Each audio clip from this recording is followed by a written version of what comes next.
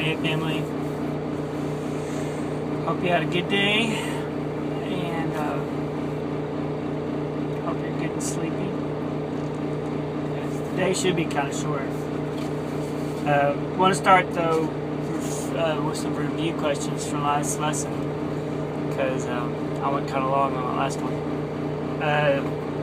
For the last time, tell me, what was the name of the man who tried to steady the ark and then died, was killed by God? What was his name? Tell me about David's wife. What was her response to David dancing before the Ark of the Covenant with a big parade, bringing it into Jerusalem? What was her response? When the Ark was, when David was a little afraid of the Ark and he kept it at someone's house, what happened to that household that kept the Ark? Explain what happened.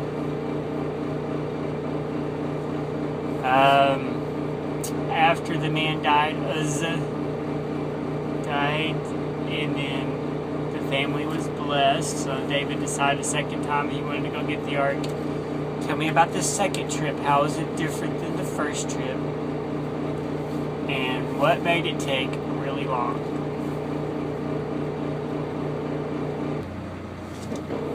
Alright, so today's bedtime story is has a couple of things. We're going to introduce a thought that David had. David had this thought. He was sitting, lounging in his palace, and Nathan was the prophet. He's the guy who was hearing from God now because Samuel was dead. And the king said, "Here I am living in the palace of cedar, while the ark remains in a tent." I have this big, old, gigantic palace I live in, and the ark of God is just still in a tent. And he didn't feel like that was right. So there's the beginning of something in his heart. He really wants to build a temple to honor the Lord and honor the Lord's presence. And these are the thoughts that are happening. So he tells Nathan, and Nathan goes to the Lord that night. The Lord came to Nathan and basically made David made him a promise, and he said, "Now I'm going to make your name great, like all the greatest names of all the men on the earth. I'm going to give you a place to live, that you can be planted there for all of your people, and a home of their own. And you're not going to be wandering around. You're not going to be having wars all the time." Basically, he's going to bring peace to David and to Israel. And but he says, tells him, "You're not going to be the one that's going to build the palace or build the temple, but your son is going to be somebody that comes from your own body. Your son is going to be the person that I'm going to choose to build the temple." So we know from later that Solomon is the one that built the temple. So David was told, "I don't want you to build the temple." So David did not build the temple, but he did a lot of stuff to get ready. He got lots of stuff ready for Solomon, so that when Solomon was ready, it was a lot easier for him. So then King David one day was sitting around thinking, and he got another question in his head. He said, David asked, "Is there anyone still left of the house of Saul to whom I can show kindness for Jonathan's sake?" So everybody looks around and they find one of Saul's servants, and they bring him to King David. And King David asks him the same question. He says, "Is there no one still left of the house of Saul to whom I can show God's kindness?" And the servant, whose name was Ziba, he said, "There is still a son of Jonathan He's crippled in both feet. Think about how excited David was. This is Jonathan, his very, very best friend. Had a son. And he's alive. So David gets pretty excited. He says, where is he?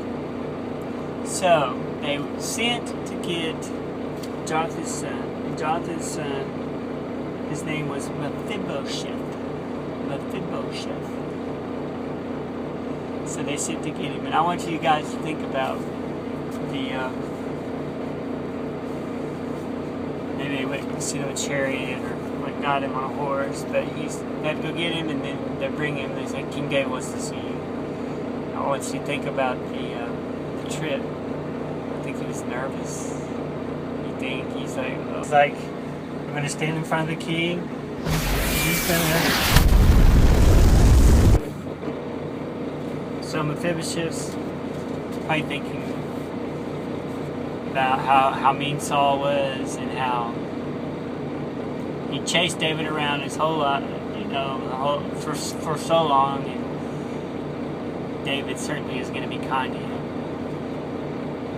But he comes before the king, and David probably knows Mephibosheth's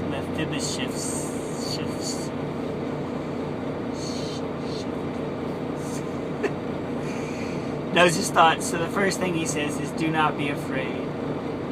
Don't be afraid, for I will surely show kindness to you for the sake of your father, Jonathan. Okay? Now, remember, Jonathan and David had a deal where he said, we're going to take care of each other's families. No matter what happens between you and King Saul, we've got a deal. We're going to take care of each other's families. So David's going good on his deal. So what David does is he gets Mephibosheth, and he says, don't be afraid, and this is what he does. He said, I'm going to return all the land that was your dad's to you. And he gets Mephibosheth's servant, and he says, listen, I want you to farm the land, take care of the land, bring all the money to Mephibosheth, and Mephibosheth, I want you to live here in Jerusalem, and you're always going to eat at my table. So you will never have to worry about food or protection. I'm going to be there for you. I'm going to protect you. I'm going to provide for you because your dad was so awesome. Now, I also want you to think about, now this might not, I think you can think about this. I know I think about it as a daddy. Think about like my cousin Tony sent me an announcement for his kid that was graduating, and I hardly even know his kid, but I was so looking at him and thinking, man, he looks so much like Tony. And you know how little Audrey, I know she's not that little, but she used to be, how Audrey looks so much like her daddy, and how Alana looks so much like Aunt Lisa. And I think about Jonathan, how he was probably just looking at Mephibosheth and thinking, oh, he looks so much like. Think about David, how he's looking at Mephibosheth, and now he's probably thinking he looks so much like Jonathan. And he's like, oh, look at his nose. Look how big his nose is. Jonathan had such a big nose, or whatever, if I want to talk about it. But certainly it was a really sweet moment for them. And David was able to keep his promise. It was a real treasure moment. And it's awesome for Mephibosheth. He didn't have to work no more. And he got a bunch of land given back to him. And his servants were all like, woo, we're rolling in it now. And they'll have work to do. And they'll have plenty of food. And I don't know what you think, but I bet eating in the palace every single day would probably be the greatest food on earth.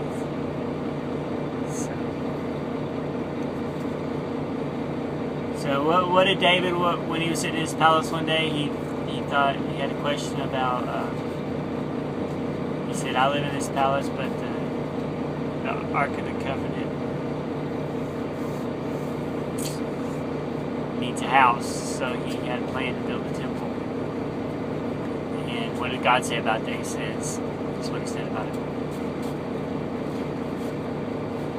And what was the name of the boy of Jonathan's? What did David do for him? Alright, you guys have a good night.